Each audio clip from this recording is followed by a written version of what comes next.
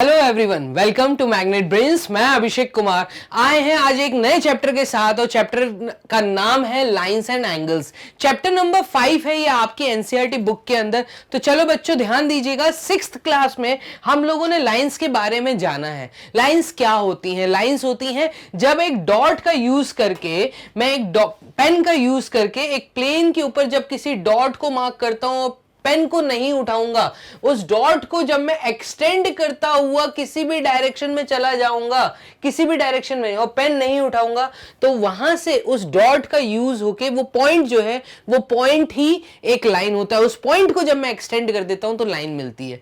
यहां पे ध्यान दीजिएगा, आपके सामने स्लाइड पे क्या लिखा हुआ है, यहां पे लिखा है अ लाइन सेगमेंट।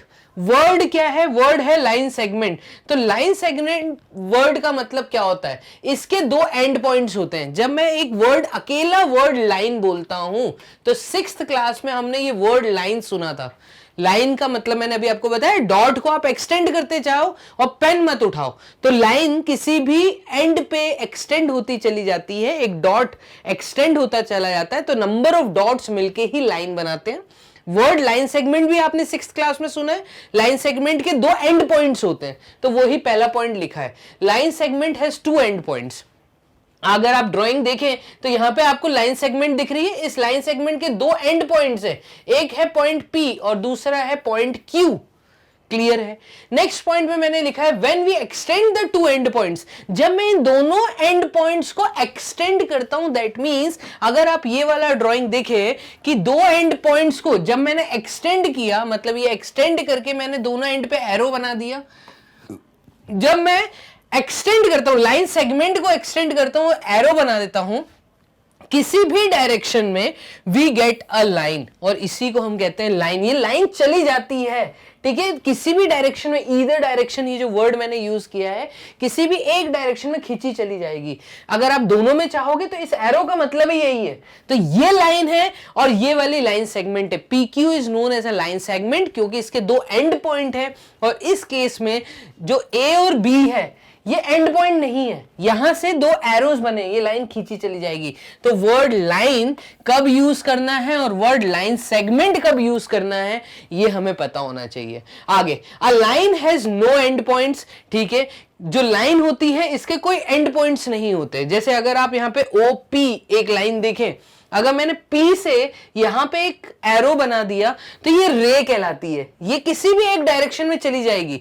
ठीक है, तो ये कोई भी वन डायरेक्शन में जा रही है। जब कोई एक एंड पॉइंट होता है और दूसरे में किसी भी डायरेक्शन में हम बढ़े चले जाते हैं, तो इसके लिए हम वर्ड यूज करते हैं रे।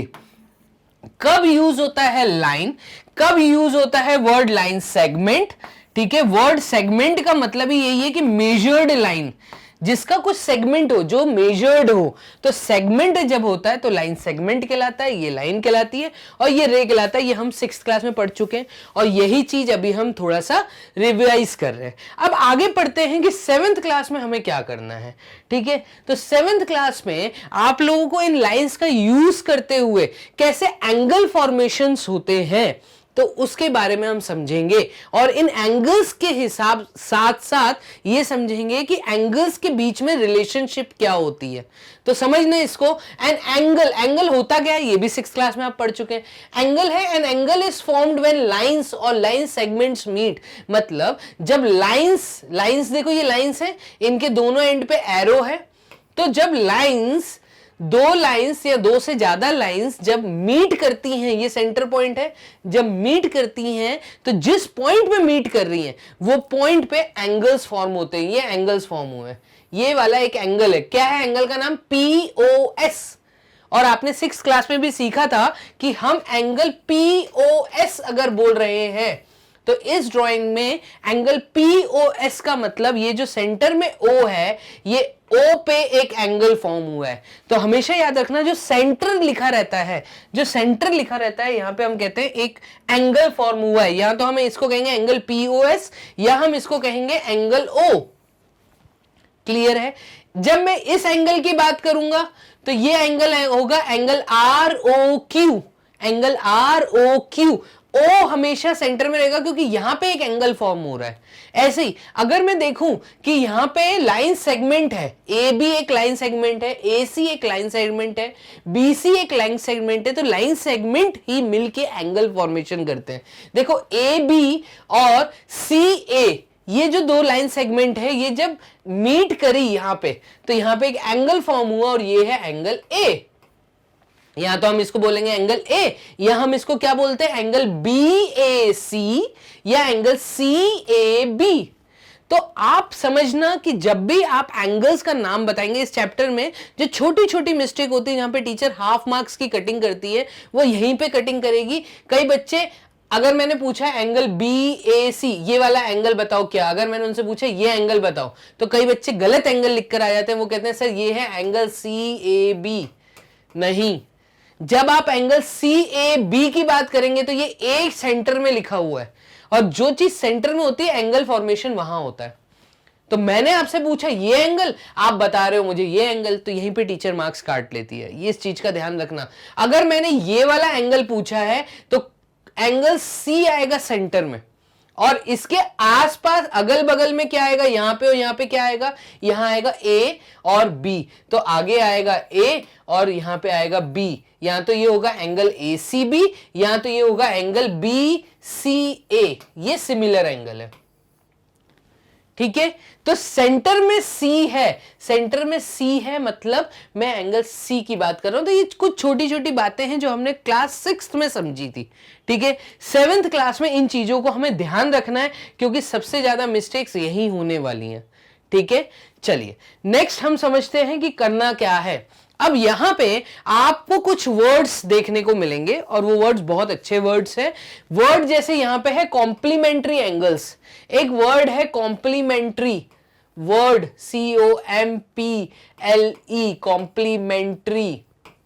जब मैं वर्ड कॉम्प्लीमेंट्री की बात करता हूं तो कॉम्प्लीमेंट्री का मतलब क्या होता है, इसका मतलब होता है the sum of the measure of two angles is 90 degree. मतलब कोई भी दो एंगल का सम 90 डिग्री होगा, कोई भी दो एंगल्स का सम 90 डिग्री होगा। ये होते हैं कॉम्प्लीमेंट्री एंगल्स। वर्ड कॉम्प्लीमेंट्री अपनी कॉपी में लिख लो, ठीक है, क्योंकि अब आपको यही वर्ड्स इस चैप्टर में यूज करने हैं, ठीक है। Complementary angles, when the sum of the measure of two angles is 90 degree, the angles are called complementary angles. अब बात को समझो कि मैं बोल रहा हूं ये एक एंगल है, और ये एंगल है मेरा अराउंड 40 डिग्री, ठीक है, और एक एंगल मेरे पास और है, और ये एंगल है मेरे पास 50 डिग्री, ठीक है। अब बात को समझना, 40 + 50 मुझे 90 दे रहा है, तो मैं कहूंगा कि ये दोनों एंगल्स जो हैं कॉम्प्लीमेंट्री एंगल्स हैं, और कॉम्प्लीमेंट्री एंगल्स किसी एक एंगल के अंदर बनते हैं। जैसे ये, अगर ये बना है 90 डिग्री, तो इसके अंदर के दो एंगल्स, ये वाला एंगल और ये वाले एंगल का जो सम है, तो दो एंगल का सम हमेशा कॉम्प्लीमेंट्री बनाएगा। जब 40 और 50 को आप ऐड करोगे तो एंगल 90 डिग्री बनेगा। 90 दिखाने के लिए हमेशा याद रखना, दो स्ट्रेट लाइन और बीच में यहां पे एक बॉक्स टाइप बनता है, इस तरीके से एक एंगल टाइप बनता है। ये गोल कर्व नहीं होता, यहां पे इस तरह का एक ट्राइंगल फॉर्मेशन होता है, सॉरी रेक्टेंगल फॉर्मेशन होता है अंदर। तो ये होता है 90 डिग्री, और दो एंगल का सम 90 डिग्री होगा, उसी के लिए हम वर्ड यूज करेंगे कॉम्प्लीमेंट्री एंगल। तो बच्चों ये चीज आपको पता होनी चाहिए। हम लोग नेक्स्ट स्लाइड देखते हैं, कॉम्प्लीमेंट्री क्या होता है, इसको आप नोट कर लीजिए। ये डेफिनेशन आपके सामने मैंने लिखी थी, ठीक है। मैं आपको नेक्स्ट बता रहा हूं। नेक्स्ट वर्ड है सप्लीमेंट्री एंगल्स। सप्लीमेंट्री एंगल्स क्या होते हैं, एक होते हैं कॉम्प्लीमेंट्री, जो आपने पीछे समझा, दूसरा होता है सप्लीमेंट्री। इस वर्ड को, हेडिंग को लिख लो। सप्लीमेंट्री एंगल्स का मतलब क्या, जब दो एंगल का सम, मतलब ये देखो, ये एक एंगल है 60 डिग्री और यहां पे एक एंगल है 120 डिग्री। जब दो एंगल्स का मैं सम करूंगा तो सम करने पे 180 डिग्री आना चाहिए। पीछे क्या था, 90 डिग्री, सम करने पे 90 डिग्री आना चाहिए। सप्लीमेंट्री में सम करने पे 180 डिग्री आना चाहिए। The sum of the measures of the angles in each of the above pair comes out to be 180 degree. ये चीज आप नोटिस कर पा रहे होगे। देखो 60 + 120, तो 60 + 120 करूंगा 180 आएगा। ऐसे ही यहां पे मैं 68 + 112 करूंगा तो 68 प्लस 112 करने पे आप ध्यान देंगे 180 आ रहा है। तो ये जो फर्स्ट फिगर है इसमें दो एंगल्स हैं, जो सेकंड फिगर है इसमें दो एंगल्स हैं। तो दो एंगल्स जब आपस में मैच होंगे, सम होंगे, ठीक है, तो ये सम हमेशा 180 डिग्री देना चाहिए। ये सप्लीमेंट्री का प्रिंसिपल है, ठीक है। तो सप्लीमेंट्री की डेफिनेशन क्या, sum of both the angles is 180 degree. Complementary जो अभी हमने पीछे पढ़ा उसका मतलब क्या, दो एंगल्स का सम 90 डिग्री। आगे पढ़ना, such pairs of angles are called supplementary angles. इन्हीं दो एंगल्स को हम कहेंगे ये दोनों आपस में सप्लीमेंट्री हैं, ठीक है। इन दोनों का आपस में क्या रिलेशन है, सप्लीमेंट्री एंगल्स है, ठीक है। Two angles are supplementary, each angle is said to be the supplement of the other. कहते कैसे हैं, अगर कोई तुमसे पूछता है कि ये 60 डिग्री 120 का क्या रिलेशन लगता है, तो आप कहेंगे ये 60 डिग्री 120 का सप्लीमेंट एंगल है। वर्ड सप्लीमेंट एंगल, इसको आप अपनी कॉपी में हाईलाइट करके लिख लो। इस टॉपिक के अंडर में ये चीज हाईलाइटेड होनी चाहिए कि एक एंगल का रिलेशन दूसरे से अगर बताना है तो हम कैसे बोलते हैं मैथमेटिक्स के अंदर। हम बोलेंगे 68 degree is supplement to 112 degree, या 112 degree is supplement to 68 degree. ऐसे यहां पे है 60 degree is supplement to 120 degree, 120 degree is supplement to 60 degree. तो वर्ड सप्लीमेंट का मतलब दोनों का सम 180 डिग्री। क्लियर है? तो आपने यहां पे दो चीजें समझी, कॉम्प्लीमेंट्री एंगल क्या होता है, सप्लीमेंट्री एंगल क्या होता है। आगे समझते हैं। नेक्स्ट समझना, यहां पे एक वर्ड तुम्हें और सुनने को बहुत ज्यादा मिलेगा, वो है adjacent angles. Adjacent angles, word adjacent का मतलब ही इंग्लिश डिक्शनरी के अंदर है बगल वाला, एकदम बगल वाला। एडजेसेंट, एडजेसेंट टू यू, आपके जो बगल में बैठा है उसकी बात हो रही है। तो एडजेसेंट एंगल की जब मैं बात करता हूं तो यहां पे समझना कि जब एक एंगल फॉर्म होता है, यहां पे देखो एक ड्राइंग के थ्रू आपको समझाया एनसीईआरटी के अंदर।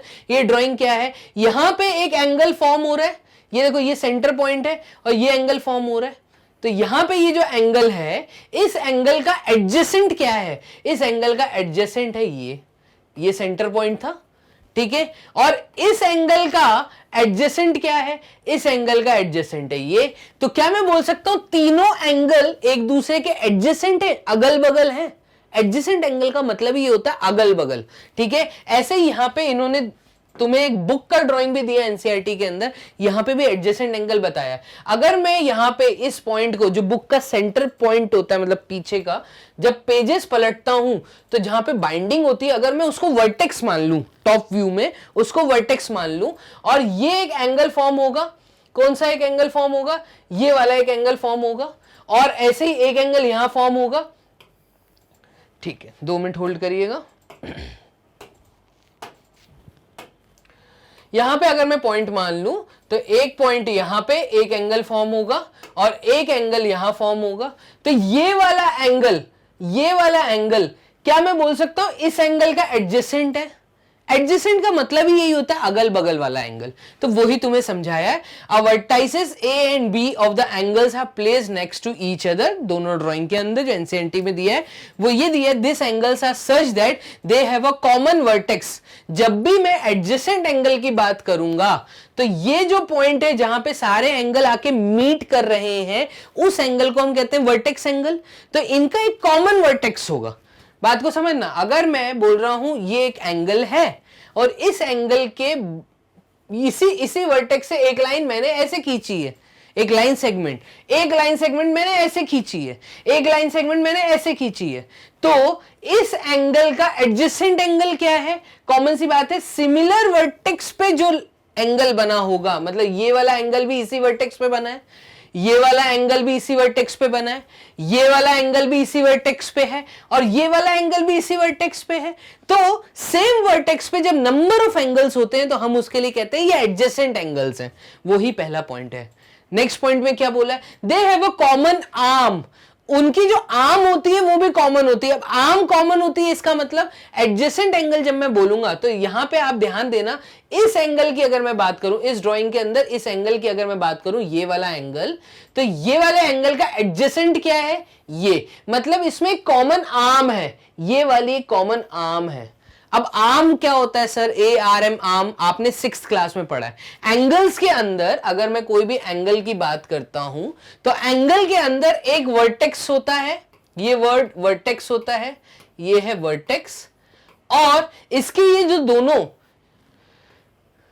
हाथ हैं, ठीक है, दोनों हाथ, आर्म का मतलब इंग्लिश में हाथ, तो इनके लिए हम वर्ड मैथमेटिक्स में यूज करते हैं एंगल के अंदर कि ये आर्म्स है। तो ये कह रहा है कि कॉमन आर्म होना चाहिए, कॉमन आर्म होना चाहिए, तो उसी एंगल को मैं कहूंगा एडजेसेंट एंगल। ऐसा नहीं होना चाहिए कि एक एंगल यहां पर है, दूसरा एंगल यहां पर है, तो ये एडजेसेंट है। ये एडजेसेंट नहीं है, ठीक है। एडजेसेंट कब होगा? जब ये साथ में चिपके होंगे, मतलब अगर यहां पे है और ये इसी लाइन का यूज करके अगर मैं यहां लाइन खींच दूं तो मतलब ये वाला एंगल और ये वाला एंगल कॉमन आर्म है, ये तो कॉमन आर्म होनी चाहिए, उसी एंगल को हम कहते हैं एडजेसेंट एंगल, ठीक है। थर्ड समझना, the non common arms are on either side of the common arm.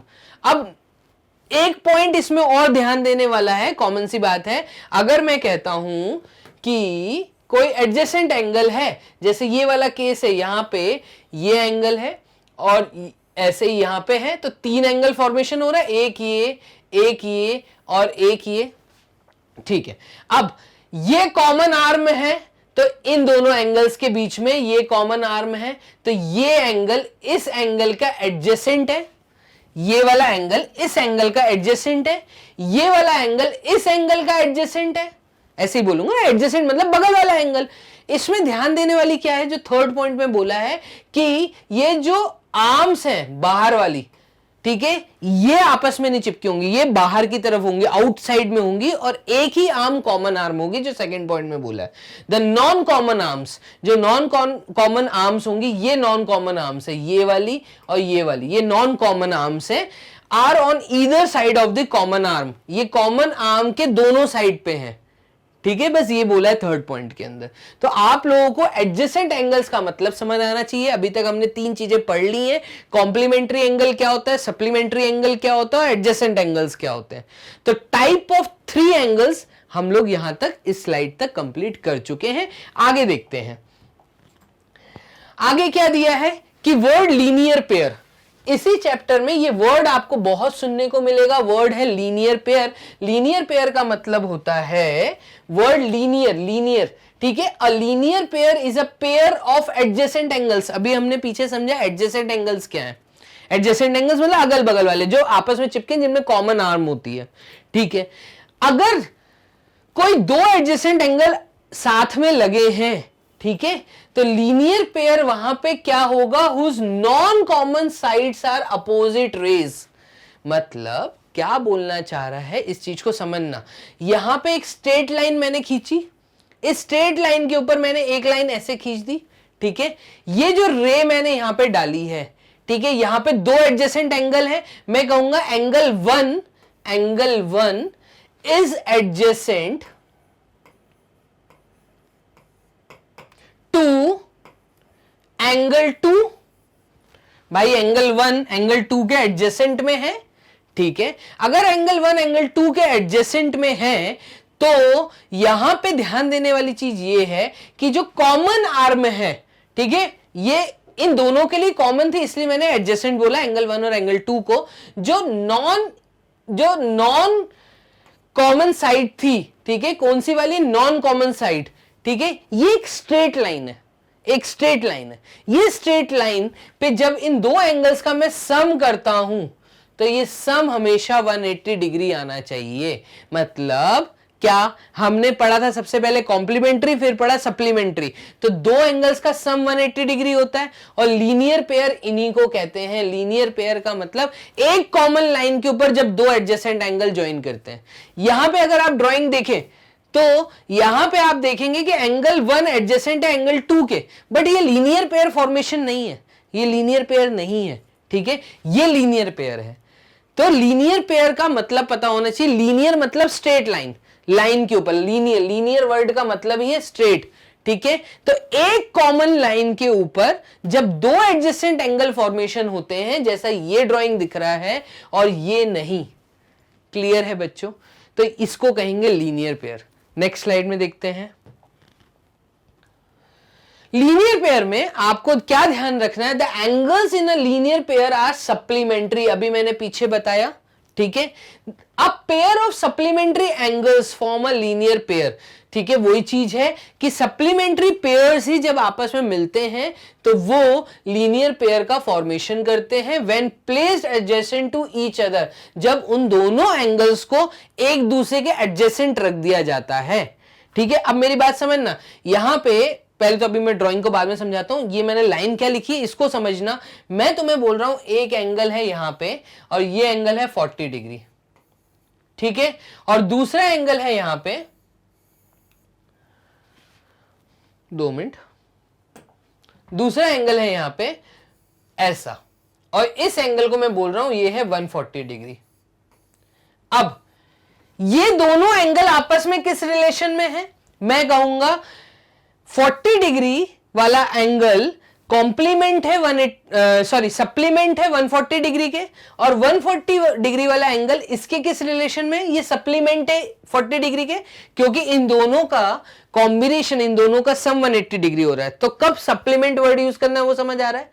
Word linear pair कब यूज करना है, जब इन दोनों एंगल्स को मैं एक दूसरे के एडजेसेंट में रख दूं, मतलब ये वाली आर्म है स्ट्रेट और इसमें भी नीचे वाली आर्म है स्ट्रेट, अगर इसी आर्म को मैं इस साइड एक्सटेंड कर दूं तो ये 140 डिग्री और ये वाला एंगल 40 डिग्री होगा, जो आप ड्राइंग में भी देख पा रहे हो।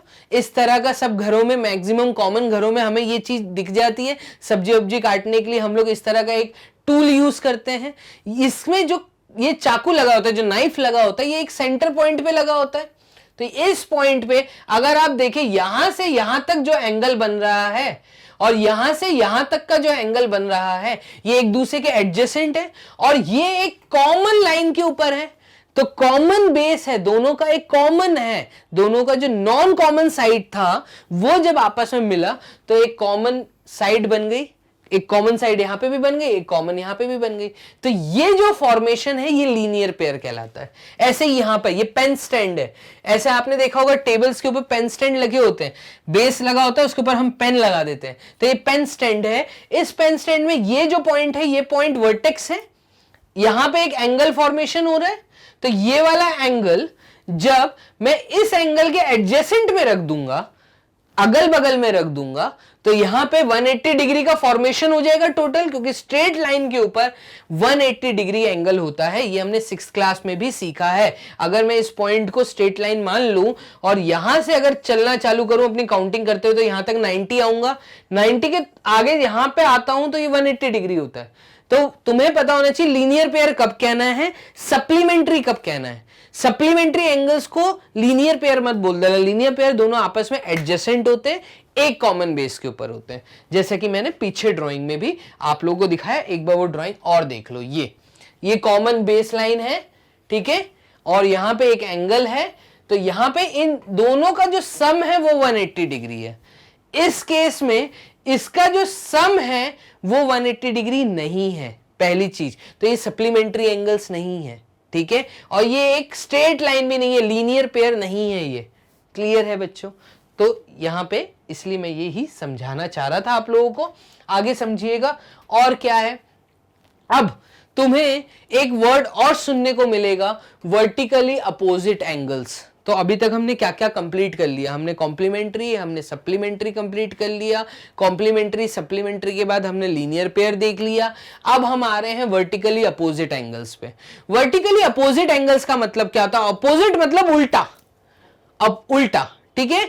अब वर्टिकली अपोजिट एंगल का मतलब क्या? अगर आप यहां पे दो पेंसिल ले, ये दो पेंसिल हैं, उन दो पेंसिल को अगर मैं आपस में रख के रबर बैंड से बांध दूं, जैसा कि आपको ड्राइंग में दिख रहा है, दो पेंसिल्स को अगर मैं रबर बैंड से यहां पे लपेट दूं तो एक कॉमन पॉइंट मिलेगा और ये कुछ ऐसा फॉर्मेशन हो जाएगा। ये जो कॉमन पॉइंट है, तो ये कॉमन वर्टेक्स, यहां पे एक एंगल यहां बन रहा है, एक एंगल ये है, एक एंगल यहां है और दूसरा एंगल यहां है।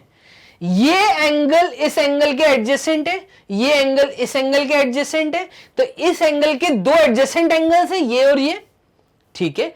जब मैं वर्ड यूज करता हूं वर्टिकली अपोजिट एंगल, अपोजिट का मतलब सामने वाला, उल्टा, ठीक है, opposite.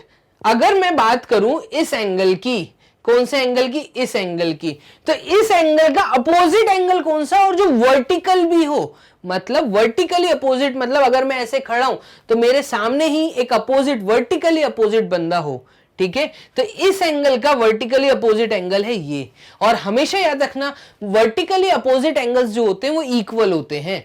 Next, take two pencils and tie them with a help of a rubber band in a middle as shown. ये जो मैंने ड्राइंग में दिखाया है, जो पहला पॉइंट मैंने यहां लिखा है, इसमें अच्छे से देखिए आपको 4 एंगल्स मिल रहे हैं, एंगल 1, एंगल 2, एंगल 3, एंगल 4। ये मिल रहा है angle 1, angle 2, angle 3 and angle 4। 4 angle मिल गए हमें, angle 1, angle 2, angle 3 and angle 4। अब angle 1 is vertically opposite to angle 3, angle 1 is vertically opposite to angle 3, अभी मैंने यही समझाया। और angle 4 is vertically opposite to angle 2, यही मैंने यहां लिखा है। Angle 1 is vertically opposite to angle 3 and angle 2 is vertically opposite to angle 4। We call angle 1 and angle 3 a pair of vertically opposite angles. अगर आपसे कोई ड्राइंग देके ये पूछ लिया कि बताइए यहां पे वर्टिकली अपोजिट एंगल के पेयर कौन कौन से हैं, तो आप कैसे देख के बताएंगे? आप बोलेंगे angle 1 and angle 3, angle 1 comma angle 3 are the pair of vertically opposite angle, and angle 2 is vertically opposite to angle 4. That means the pair is angle 2 angle 4 and angle 1 angle 3. यही चीज मैंने आप लोगों को यहां पे समझाई है, इसको आप नोट कर लीजिए, ठीक है? इसके बाद हम समझते हैं नेक्स्ट क्या है। नेक्स्ट है पेयर्स ऑफ लाइंस। अब पेयर्स ऑफ लाइंस मतलब लाइंस के जो पेयर्स होते हैं, मतलब बहुत सारी लाइंस जब आपस में मीट करती हैं तब भी कुछ हमें चीजें सीखने को मिलेंगे, कुछ वर्ड देखने को मिलेंगे। एकदम बेसिक है 7th क्लास में, यहां पे आपको सिर्फ वर्ड से इंट्रोड्यूस कराया जा रहा है, ठीक है? हायर क्लासेस में इन्हीं वर्ड्स का यूज करके हम क्वेश्चंस भी सॉल्व करेंगे, ठीक है? तो आप बहुत अच्छे से पढ़िएगा यहां पे 7th क्लास में, चीजों को समझो। एक वर्ड आपको बहुत सुनने को मिलेगा, वो वर्ड है इंटरसेक्टिंग लाइंस। इंटरसेक्टिंग का मतलब अगर आप इंग्लिश डिक्शनरी उठा के देखें तो इंटरसेक्टिंग का मतलब ही होता है आपस में काटना, एक दूसरे से आके काटते हुए निकल जाना, इंटरसेक्ट करते हुए निकल जाना, ठीक है? एक लाइन दूसरी लाइन को काटती हुई जब निकलेगी तो मैं कहूंगा ये पॉइंट वर्टेक्स भी हो, ये इंटरसेक्टिंग लाइंस है, मतलब ये दोनों लाइन एक दूसरे को काट रही हैं, इंटरसेक्ट कर रही हैं। अगर यहां पे आप फॉर्मेशन देखो तो ये देखो एक वाई बन रहा है और यहां पे एक वाई बन रहा है, मतलब ये 3 लाइन मिलके एक वाई फॉर्मेशन कर रही हैं। तो मैं कहूंगा 2 lines L and M intersect if they have a point in common. सबसे पहली चीज, अगर मैं कहता हूं 2 लाइन है, एक है लाइन L और दूसरी है लाइन M, तो L और M एक दूसरे को इंटरसेक्ट कर रही हैं अगर उनमें कोई पॉइंट कॉमन है तो। ये चीज क्लियर है आप लोगों को, ठीक है? तो ये कॉमन पॉइंट जो होता है ये कहलाता है intersecting point. This common point O, मतलब अगर इस पॉइंट को मैं नाम O दे दूं, this common point O is their point of intersection, इसको मैं कहूंगा ये है पॉइंट ऑफ इंटरसेक्शन। क्लियर है? इसको आप लिखिए। तो इसमें कॉपी करने के बाद मैं थोड़ा सा एक चीज और बताना चाहूंगा, जो मैंने यहां पे ड्राइंग बॉक्स बनाया है, इसके अंदर भी आप देखो कुछ लाइंस है। ये कुछ लाइंस दिख रही है, वाली लाइंस, ठीक है ना? ये लाइंस जो हैं ये एक लाइन को कट कर रही हैं, वो लाइन कौन सी है? ये वाली लाइंस। तो हम कहेंगे कि जो ये पॉइंट ऑफ इंटरसेक्शन है इस लाइन का इस लाइन पे काटने का, जिस पॉइंट पे वो कट कर रही हैं, ये पॉइंट है पॉइंट ऑफ इंटरसेक्शन। ये वाला पॉइंट है पॉइंट ऑफ इंटरसेक्शन, ठीक है? और यहां पे हम क्या कहेंगे? ये एक जाली नुमा जो चीज बन रही है, हम कहेंगे यहां पे ये इंटरसेक्टिंग लाइंस है, एक लाइन दूसरी लाइन को इंटरसेक्ट कर रही है। यहां पे भी अगर आप देखो ये लाइन इसको काट के नहीं निकल रही, तो इंटरसेक्ट नहीं कर रही, ये यहां पे आके क्या कर रही है? यहां पे आके ये ज्वाइन कर रही है इस पॉइंट में। ये वर्टेक्स है, कॉमन वर्टेक्स है, बट ये इसको काट के नहीं निकल रही, तो इस केस में ये इंटरसेक्टिंग है, ये कहलाएगा इंटरसेक्शन। और यहां पे जो मैंने ड्राइंग दिखाया है इस केस में ये इंटरसेक्टिंग लाइंस नहीं है, तो ये पॉइंट ऑफ वर्टेक्स, ये वर्टेक्स कहलाएगा, पॉइंट ऑफ इंटरसेक्शन नहीं कहलाएगा। हाँ, अगर मैं इसको ऐसे देखूं कि हाँ ये लाइन आ रही है, ये लाइन आ रही है और ये लाइन आ रही है, ये दोनों एक दूसरे से आके टच कर रही हैं, तब मैं कहूंगा कि हाँ अलग अलग लाइन आके अगर पॉइंट ओ पे टच कर रही हैं तो ये पॉइंट ऑफ इंटरसेक्शन है। क्लियर है बच्चों? तो यहां तक आप लोगों ने समझा कि इंटरसेक्टिंग ऑफ लाइंस वर्ड का मतलब क्या है। तो पेयर्स ऑफ लाइंस मिलके एक तो इंटरसेक्टिंग लाइंस वाला वर्ड आपको सुनने को मिला। दूसरा, इसी टॉपिक के अंडर में अगर आप नेक्स्ट चीज देखें तो आपको वर्ड ट्रांसवर्सल देखने को मिलेगा। वर्ड ट्रांसवर्सल का मतलब क्या होता है? वर्ड ट्रांसवर्सल का मतलब होता है कि जब कोई लाइन सीधी सीधी जा रही होती है, मतलब मैं बोल रहा हूं ये लाइन सीधी सीधी जा रही है, ठीक है, और इनको कोई एक लाइन काट दे, एक लाइन अगर कोई काट दे, तो वो जो लाइन कटिंग लाइन है वो लाइन ऑफ ट्रांसवर्सल मतलब ट्रांसवर्सल कहलाती है। तो ये चीज आप यहां पे देखने को मिलेगा आपको। जैसे आपने कई फेंसिंग्स देखी होंगी, तो ये फेंस जो लगे होते हैं, लकड़ी के जो ब्लॉक्स लगे हुए हैं, इन 3 ब्लॉक्स को आपस में ज्वाइन करने के लिए यहां पे एक लकड़ी और यूज की है, जो इन 3 के ऊपर रख के हमने यहां पे क्या किया, हमने कील से इनको इंटरसेक्ट कर दिया, मतलब इनको जोड़ दिया। तो 3 लाइनों को एक लाइन जब काटती है, ये 3 लाइनों को जब एक लाइन काट रही है तो ये लाइन कहलाएगी ट्रांसवर्सल। वही चीज मैंने यहां पे लिखी है, अ लाइन दैट इंटरसेक्ट 2 और more lines at distinct points is called a transversal. Distinct का मतलब है अलग अलग पॉइंट्स, मतलब जो लाइन काट रही है इन लाइंस को कटिंग पॉइंट अलग अलग होंगे। ये यहां काट रही है, ये यहां काट रही है, ये यहां काट रही है, ये यहां काट रही है, डिस्टिंक्ट पॉइंट पे कटिंग हो रही है, ठीक है। तो एक लाइन जो 2 लाइंस को कटिंग करती है, ये कटिंग वाली लाइन ट्रांसवर्सल लाइन कहलाती है। यहां पे आपको बहुत सारी चीजें सीखने को मिलेंगी और ये आपका मेन टॉपिक है ट्रांसवर्सल, ठीक है। तो पेयर्स ऑफ लाइंस मिलके ट्रांसवर्सल लाइन, मतलब ट्रांसवर्सल किसको कहते हैं? तो पेयर्स ऑफ लाइन के अंदर मैं आपको पढ़ा रहा हूं इस टॉपिक के हेडिंग के अंदर कि ट्रांसवर्सल क्या होता है। और ट्रांसवर्सल के बाद इस चैप्टर की बेसिक चीज चालू होती है, जहां पे बच्चे कंफ्यूज होने चालू हो जाते हैं। तो आपको सबसे पहले जैसे ही वर्ड ट्रांसवर्सल मिले, आपके दिमाग में एक ही चीज आए कि कोई लाइनें आपस में रेगुलर एक दूसरे के पैरेलल में थी। मैं वर्ड यहां पे पैरेलल यूज कर रहा हूं। 6th क्लास 5th क्लास में आपको वर्ड पैरेलल का मतलब बताया था। जैसे कि रेल की पटरी, अगर एक पटरी सीधी सीधी चल रही है, उसके अपोजिट में जो दूसरी पटरी चलती है वो कभी आपस में मीट नहीं करती है, ठीक है। तो पैरेलल होती हैं जब 2 लाइन आपस में एक दूसरे के अगल बगल चलती हैं और वो किसी भी एंड पे आगे चल के कहीं पे भी मीट ना करे, मतलब ये लाइन अगर ऐसे ना घुस जाए, ठीक है, ये अगर सीधी सीधी चल रही है तो हम कहेंगे ये पैरेलल लाइंस हैं, ये पैरेलल लाइंस हैं, ठीक है। ये लाइन और ये लाइन इसके पैरेलल में है, इसके बगल से चल रही है लेकिन मीट नहीं कर रही। जब इन पैरेलल लाइंस को कोई लाइन कटिंग करती है तो इस कटिंग वाली लाइन को हम कहते हैं ट्रांसवर्सल लाइन। बस इतनी चीजें आपको यहां पे समझनी है। इसके बाद ट्रांसवर्सल जब आप पढ़ेंगे तो आप देखेंगे यहां पे एंगल्स फॉर्मेशन हो रहे हैं। ये एंगल बन रहा है, ये एंगल बन रहा है, ये एंगल बन रहा है, यहां पे ये एंगल बन रहा है। तो यहां पे देखना 2 लाइनें एक दूसरे के पैरेलल में थी, इसको एक लाइन काट रही है। जैसे ही वो काट रही है तो आप देखेंगे यहां पे कई एंगल्स बन रहे हैं, ये वाला एंगल, ये वाला एंगल, यहां पे भी एंगल, यहां पे भी एंगल। तो जब ऐसा कोई सिनेरियो बनता है कि पैरेलल लाइन को कोई लाइन कट करती है जो कि ट्रांसवर्सल लाइन कहलाती है, तो वहां पे जो एंगल्स बनते हैं उन एंगल्स के नाम होते हैं। वो नाम मैं आपको नेक्स्ट में समझा रहा हूं, बने रहिए मेरे साथ इस वीडियो में। आपको यहां पे कई नाम सुनने को मिलेंगे, वो नाम से आप देखना क्या क्या है। सबसे पहले मैं आपको ड्राइंग समझाऊंगा। देखना 2 लाइन है।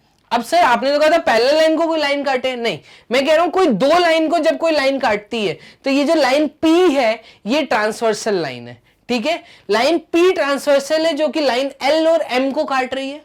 यहां पे आप देखेंगे एंगल्स बन रहे हैं, यहां पे एंगल 1 दिया है, एंगल 2 है, एंगल 3 है, एंगल 4 है। ऊपर वाली इस लाइन को जब ट्रांसवर्सल ने इस पॉइंट पे काटा तो कटिंग पॉइंट देखो अलग अलग है, एक पॉइंट यहां पर है और एक पॉइंट यहां पर है।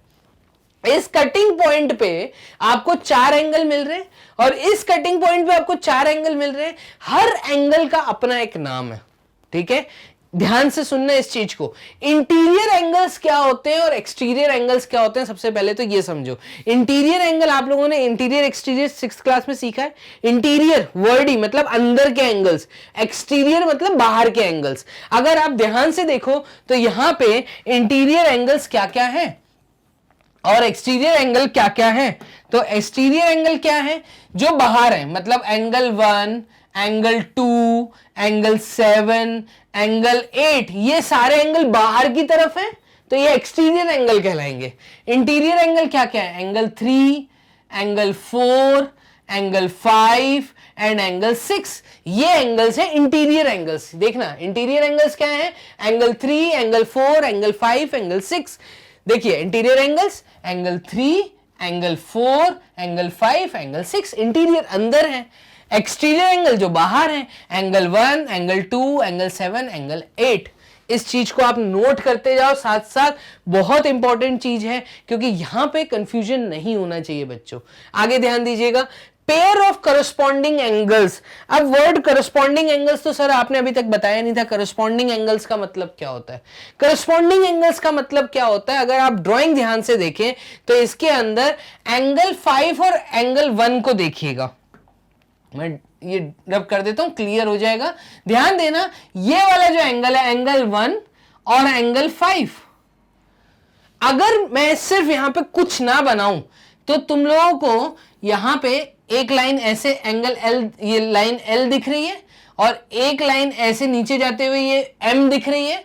इस M को जब ये ट्रांसवर्सल काट रही है तो ये वाली लाइन जो एक्सटीरियर में है, मतलब इस पॉइंट के ऊपर ये जो एंगल फॉर्मेशन हो रहा है, ठीक है, और यहां पे जो एंगल फॉर्मेशन हो रहा है ये वाला एंगल, ये एंगल कहलाते हैं करस्पॉन्डिंग एंगल्स, मतलब एक जैसे दिखने वाले एंगल्स। मतलब कॉमन लाइन काट रही है दो अलग अलग लाइन को, तो यहां पे ये एक्सटीरियर एंगल है और यहां पे ये एंगल एक्सटीरियर है। अगर मैं ये ऊपर वाली लाइन हटा दूं, ये लाइन अगर हटा दूं तो आप देखेंगे ये अगर सिर्फ लाइन हो, कोई ट्रांसवर्सल काट रही है तो ये एंगल भी इसी के जैसा दिख रहा है, ठीक है, इसी के जैसा दिख रहा है कुछ दिखने में, तो ये एंगल कहलाएगा कौन सा angle, corresponding angle. Angle 1 and angle 5, angle 1 and angle 5 are corresponding angle, angle 2 and angle 6 are corresponding angle. अब सर ये कैसे एंगल 2 और एंगल 6, देखो ये भी इसी साइड पे बना है, ये भी इसी साइड पे बना है, ये भी इस लाइन के ऊपर इस साइड पे बना है, ये इस लाइन के ऊपर इस साइड पे बना है, तो इसलिए हम कहेंगे एंगल 2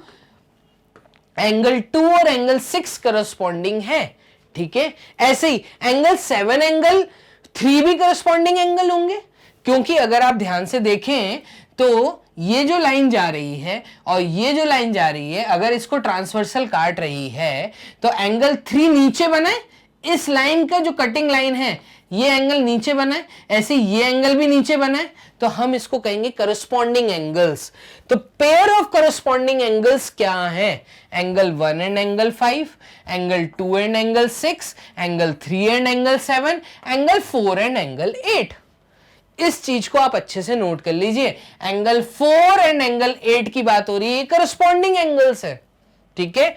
तो ये वर्ड तुम लोगों को पता होना चाहिए कि वर्ड करस्पॉन्डिंग कब यूज करना है।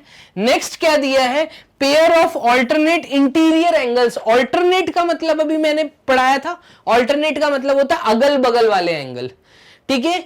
और यहां पे वर्ड ध्यान देना, ऑल्टरनेट इंटीरियर। इंटीरियर एंगल्स कौन कौन से थे, angle 3, angle 4, angle 5, angle 6। Drawing में देखिए एंगल 3, एंगल 4, एंगल 5, एंगल 6, ये इंटीरियर एंगल थे।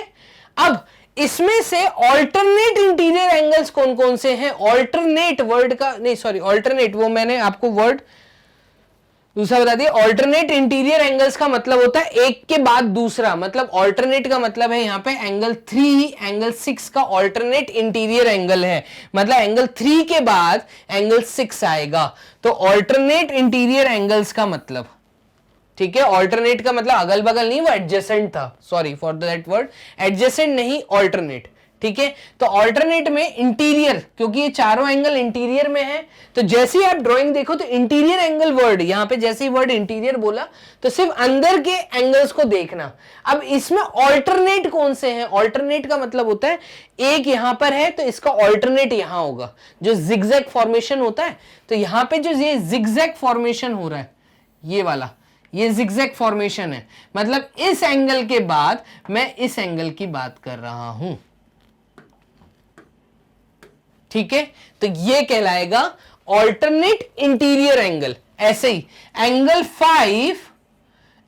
5 ये जिगजैग फॉर्मेशन देख रहे हो आप, angle 5 is alternate interior angle to angle 4, तो ये पेयर है कौन से एंगल का? एंगल 5 एंड एंगल 4 का, एंगल 4 एंड एंगल 5, ये रहा, ये ऑल्टरनेट इंटीरियर एंगल्स है।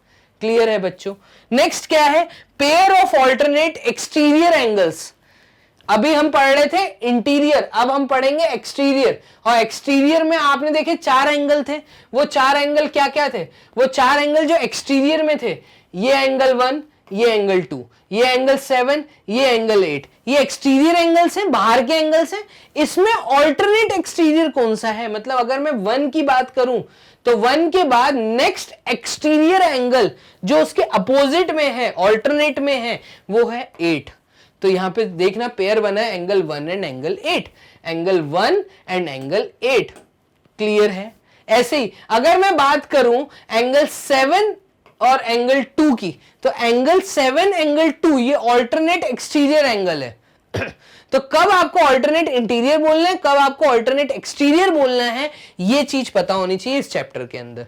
लास्ट चीज जो मैं यहां पे बताना चाहूंगा वो है pairs of interior angles on the same side of the transversal. मतलब इस चीज को भी समझो कि ट्रांसवर्सल है ये, इस ट्रांसवर्सल के एक ही साइड पे, मतलब अगर मैं सिर्फ इस साइड की बात करूं तो ये जो इंटीरियर एंगल्स होते हैं ना, ये दोनों इंटीरियर एंगल, इन दोनों का सम 180 डिग्री होता है, ये सप्लीमेंट एंगल्स होते हैं, ठीक है। अब ये ट्रांसवर्सल है, इस ट्रांसवर्सल के ये इंटीरियर एंगल्स हैं, तो एंगल 5 और एंगल 3 और एंगल 5 का जो सम होगा ये 180 डिग्री होता है, ये दिया है। तो आपको ये वर्ड पता होना चाहिए कि वो कौन से 2 पेयर्स हैं जो इंटीरियर में हैं, वो कौन से 2 पेयर्स हैं जो इंटीरियर में हैं, वो है angle 3 and angle 5, angle 3 and angle 5 on the same side, ठीक है। Pairs of interior angles on the same side of the transversal, transversal के सेम साइड पे इंटीरियर एंगल है angle 3 and angle 5, angle 4 and angle 6। अब ये नाम इस chart के थ्रू, ये पूरा चार्ट बना लीजिएगा, इस चार्ट के थ्रू आप लोगों ने कुछ नाम सीखे हैं और आप लोगों को ड्राइंग देखनी समझ आई कि मतलब जब ट्रांसवर्सल दी रहेगी, 2 लाइंस दी रहेंगी और ट्रांसवर्सल दी रहेगी, तो एंगल्स के नाम क्या होते हैं, किसको इंटीरियर कहेंगे, किसको एक्सटीरियर कहेंगे, किसको ऑल्टरनेट इंटीरियर कहेंगे, किसको ऑल्टरनेट एक्सटीरियर कहेंगे, किसको करस्पॉन्डिंग कहेंगे, और कौन सा सेम साइड पर कहेंगे, same side of a transversal interior angles. ये वर्ड्स आपको समझ आ गए। अब इनके आपस में रिलेशन क्या होते हैं वो हमारा नेक्स्ट स्लाइड में हम लोग देखते हैं, क्योंकि ये ट्रांसवर्सल बहुत इंपॉर्टेंट है, इसलिए समझना जरूरी है। क्लियर है? चलिए नेक्स्ट समझिएगा, यहां पे जो मेन पॉइंट है 3 पॉइंट, ठीक है। ये 3 पॉइंट क्या क्या है? पहला पॉइंट, फर्स्ट पॉइंट क्या है कि if 2 parallel lines are cut by a transversal, अगर कोई 2 पैरेलल लाइंस किसी ट्रांसवर्सल के थ्रू कट कर दी, ठीक है, तो each pair of alternate interior angles, each pair of alternate interior angles, alternate interior angles अब यहां पे कौन कौन से हैं उसको समझना। ये इंटीरियर है तो इसका ऑल्टरनेट ये होगा, ऑल्टरनेट इंटीरियर एंगल, ठीक है, आर इक्वल। ये कब? जब लाइन पैरेलल होती है। जो ड्राइंग बनी है सामने, ये ड्राइंग में पैरेलल लाइंस नहीं है, तो ज्यादातर बच्चे क्या करते हैं, वो बोलते हैं angle 3 is equals to angle 6। ये पैरेलल लाइंस नहीं है, इस चीज का ध्यान रखना, इसलिए ड्राइंग यहां रखी है, ठीक है। ये इक्वल नहीं है, angle 3 is not equal to angle 6। ये कब कंडीशन है? तब जब दो पैरेलल लाइंस होती हैं। इस चीज को, इस पॉइंट को नोट कर लीजिए, ठीक है, इसलिए मैं यहां पे ड्राइंग बना रहा हूं, इस चीज को समझना। If two parallel lines are cut by a transversal, किसी ट्रांसवर्सल के थ्रू, तो यहां पे इस लाइन को हम ट्रांसवर्सल लाइन कहेंगे, ठीक है। Each pair of alternate interior angles are equal, ये है ऑल्टरनेट इंटीरियर एंगल्स। तो अगर ये एंगल 1 है और ये एंगल 2 है, तो मैं कहूंगा angle 1 is equals to angle 2। Clear है? दूसरी चीज यहां पे इन्होंने बोला है, अगर दो पैरेलल लाइंस कट हो रही हैं किसी ट्रांसवर्सल से, then each pair of interior angles, each pair of interior angles on the same side of the transversal are supplementary। अभी पीछे मैंने आप लोगों को बताया कि अगर कोई भी दो पैरेलल लाइंस को कोई ट्रांसवर्सल कट करती है, तो एक ही साइड पर जो दो इंटीरियर एंगल्स हैं, इन दोनों इंटीरियर एंगल्स का जो सम होगा, वो सम होगा 180 डिग्री।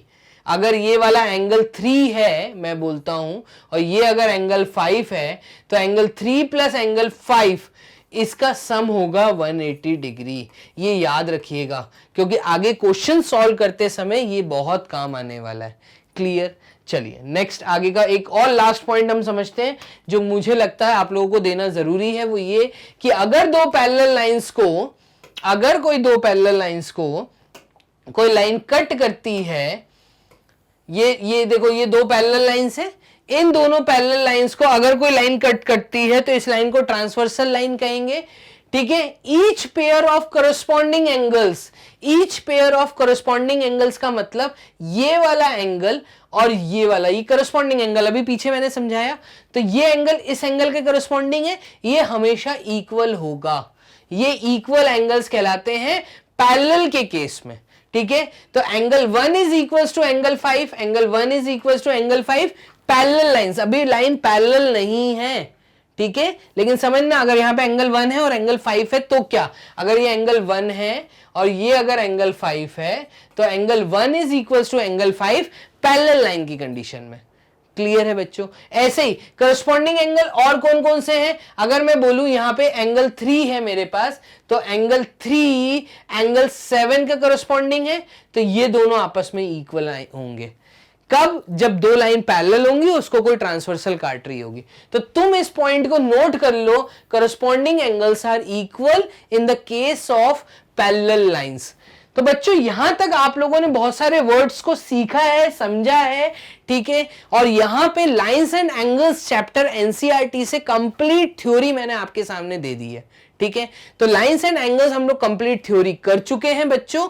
हम लोग अब मिल रहे हैं नेक्स्ट वीडियो में, और नेक्स्ट वीडियो आप वॉच करिए 5.1, 5.2, 5.3 जो इस चैप्टर एनसीईआरटी बुक का है, वहां पे लाइंस एंड एंगल से किस प्रकार के क्वेश्चन पूछे जाते हैं, ये इसके लिए मैंने अलग वीडियोस बनाई हुई है, अलग अलग एक्सरसाइज मैंने की हुई है सॉल्व, और छोटे छोटे थोड़े थोड़े क्वेश्चन है एनसीईआरटी के, उनको आप देखिए कैसे आते हैं, क्वेश्चन एग्जाम में पूछे जाते हैं, और हमें कैसे सॉल्व करना है। बच्चों magnetbrain.com पे हम लोग किंडरगार्टन से लेकर 12th क्लास तक आपको फ्री एजुकेशन प्रोवाइड कर रहे हैं। आप लोग जब magnetbrain.com पे विजिट करेंगे, तो यहां पे प्लेलिस्ट में आपको सारे वीडियोस प्रॉपर तरीके से अरेंज दिख रहे हैं। आप इन वीडियोस को आराम से वॉच करिए, अपने दोस्तों को बताइए, अपने और कलीग्स को बताइए, साथ में आपके जो रिलेटिव्स हैं उनको बताइए, ठीक है बच्चों। और हम लोग मिलते हैं नेक्स्ट वीडियो में, और तब तक के लिए अपना ध्यान रखिए। Bye and take care.